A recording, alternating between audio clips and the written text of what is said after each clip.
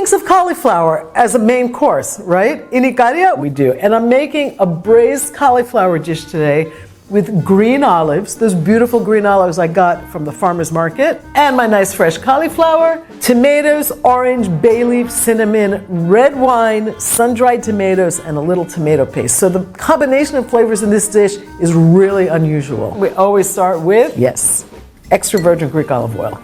I'm adding the onion first. And we just want to soften it up a little bit. Keep it moving in the pan because the oil is hot. You can always add just a pinch of salt, and that just brings out it draws out the moisture, and you cook them a little bit faster that way. Next, the garlic. And this is a pretty garlicky dish. And then what we want to do next is get our cauliflower in here. And I just want to show you, I've cut the florets in pretty big pieces because the stew is meant to be a main course. So you want it to be substantial. You don't want the cauliflower to fall apart. You don't want it to get mushy. You want it to keep its shape and its texture. And then just give it a turn to coat it in the olive oil. And I'm going to cover this for a second just to push it along to soften it up a little bit. The next thing that goes in is a little bit of red wine.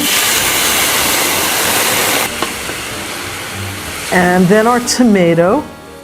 Cinnamon, which is a warm spice and usually associated with sweeter dishes, but we use it a lot in tomato-based dishes. And my bay leaf.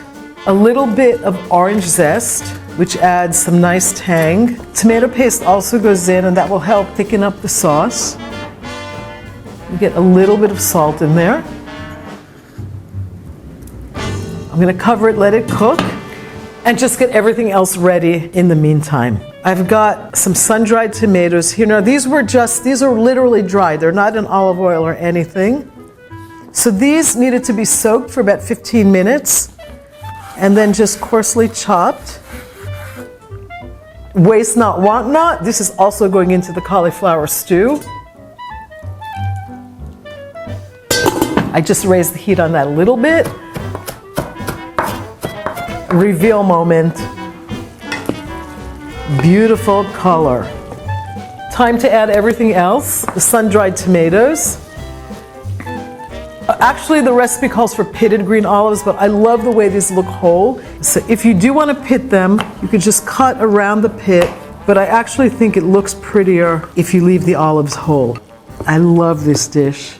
And then the parsley. And a little pepper, just a couple of turns. And there we go. This is the best of cooking the Ikaria way. It's so simple. It's made with everyday ingredients. And it's time to taste it. That is so meaty. I love the combination of the olives, which give a little bit of acidity to the dish. The orange zest kind of adds this perkiness to it. And this is exactly the kind of dish that I would recommend to anyone who wants to cook in the spirit of Ikaria. Healthy plant-based main courses, easy to cook with everyday ingredients. That's the Ikaria way.